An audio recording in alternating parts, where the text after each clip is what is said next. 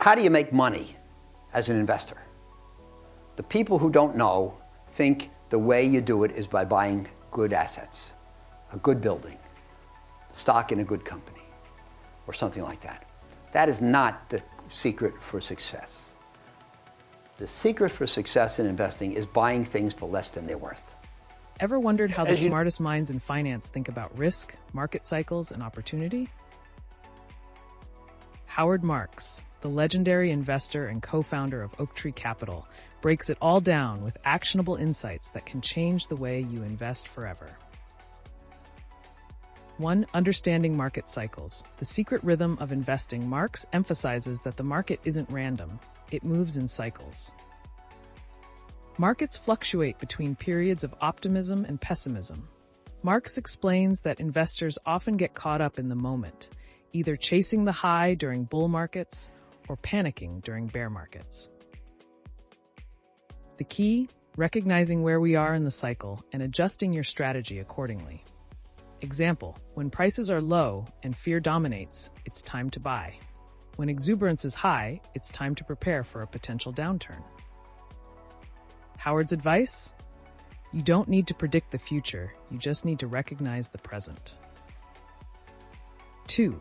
The art of managing risk, your best friend in investing. Mark says, risk is what you don't see, but it's always there. Investing isn't about avoiding risk, it's about managing it.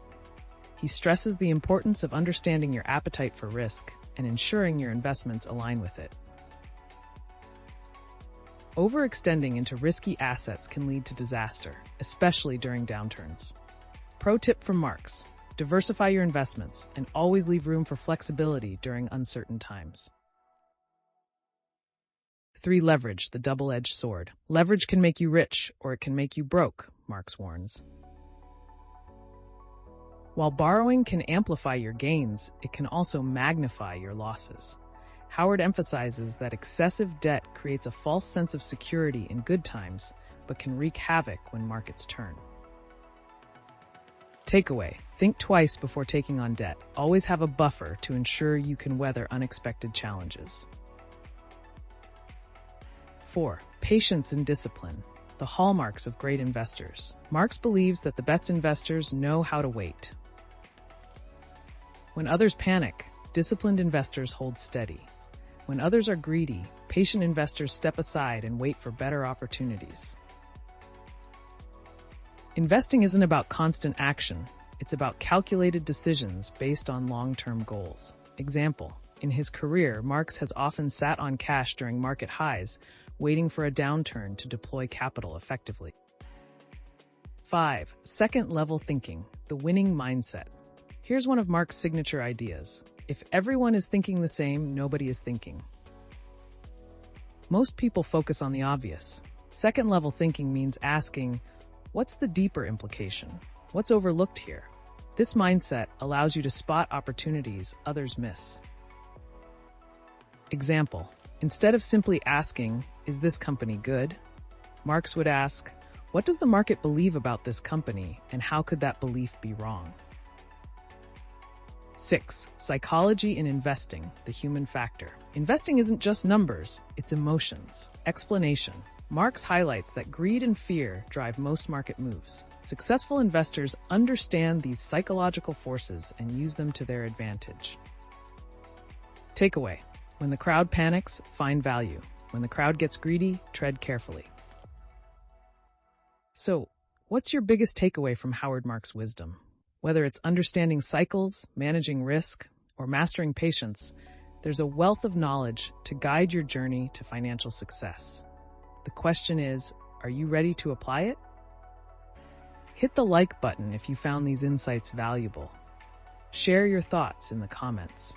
What's your strategy for managing risk or capitalizing on market cycles? And don't forget to subscribe for more powerful lessons from the greatest minds in finance. Howard Marks' insights remind us that great investing isn't about predicting the future, it's about preparing for it. From understanding market cycles to mastering second-level thinking, these principles can help you navigate the financial world with confidence and clarity.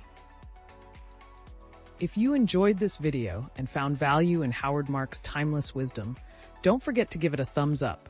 It really helps the channel grow and reach more financial enthusiasts like you. Also, hit the subscribe button and turn on notifications so you never miss out on more tips, strategies, and insights from the world of finance. Let's continue this journey to financial freedom together. Taleb says that the future consists of a range of possibilities with the outcome significantly influenced by randomness. And Galbraith says that forecasting is futile. And Ellis says that if the game isn't controllable, it's better to work to avoid losers than to try for winners. And Milken says that holding survivors and avoiding defaults is the key in bond investing. So if you put them all together, that's how you get the philosophy that's in the book. These were my origins.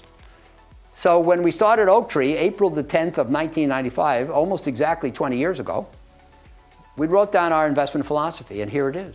We published it. We were a bunch of guys who had been working together for most of the previous 10 years at a different employer. And we left there as a group, and we started Oaktree. And so for a philosophy, so I believe in writing things down, and like learning at the loo says today, write them down, right? So we wrote down our philosophy. We published it. We'd never changed a word since. And the clients like knowing what our roadmap is. So these were the 6 tenets of the investment philosophy. So the first one says that the most important thing is risk control. And we tell the clients, we think that for excellence in investing, the most important thing is not making a lot of money. It's not beating the market. It's not being in the top quartile. The most important thing is controlling risk. That's our job. That's what we'll do for you. And the clients come to us who want to invest in our asset classes with the risks under control. There are other people who put less emphasis on controlling risk, and they have better results in the good times and worse results in the bad times. Our clients want what we give them. Number 2, we have an emphasis on consistency. So we say we don't try for the moon at the danger of crashing. You know, the first memo that I wrote in 1990, I'm sure you remember that, Sharab, talked about a guy who was head of an asset manager that had a terrible year. And he said, well, it's very simple. If you want to be in the top 5% of money managers, you have to be willing to be in the bottom. I have no interest in being in the bottom 5%, and I don't care about being in the top 5%. I want to be above the middle on a consistent basis over the long term. And there's a funny bit of math. This will confound the, what do you call yourself, data scientists? This will confound the data scientists in the room. But so in that first memo, I contrasted the comments from that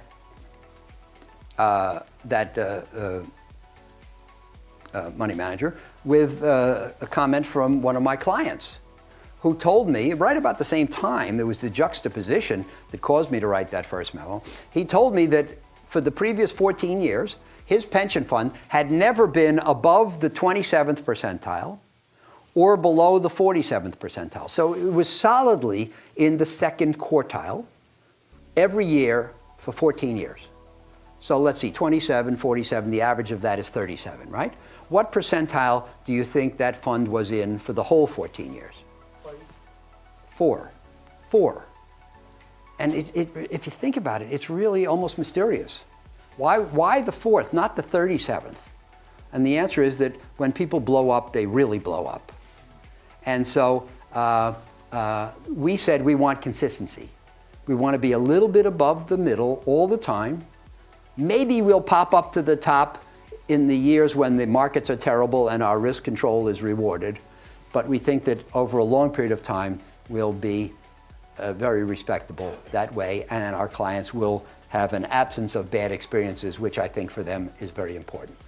So then, macro forecasting is not critical to investing. We do not make our decisions based on macro forecasts, as I explained to you. We all have opinions. Our official dictum is that it's okay to have an opinion, you just shouldn't act as if it's right.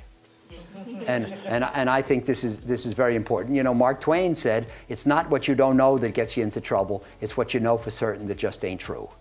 And so we try to avoid holding strongly to those macro opinions. And finally, we don't do a lot of market timing, which is very, very hard to do. We do long-term investing in assets that we think are underpriced. So that's the Oaktree philosophy. You can see how the origins and inspirations that I went through fit into that.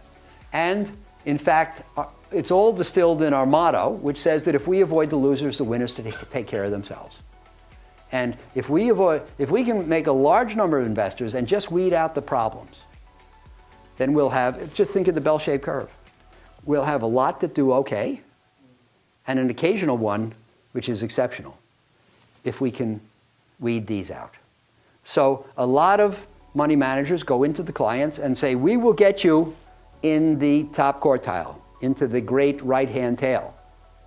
I think it's hard to do on a consistent basis. And if you aim for the right-hand tail and you miss, you end up in the left-hand tail. What we say is, we'll just lop off the left-hand tail. And if we can do that successfully, and we pretty much have, then what'll you have?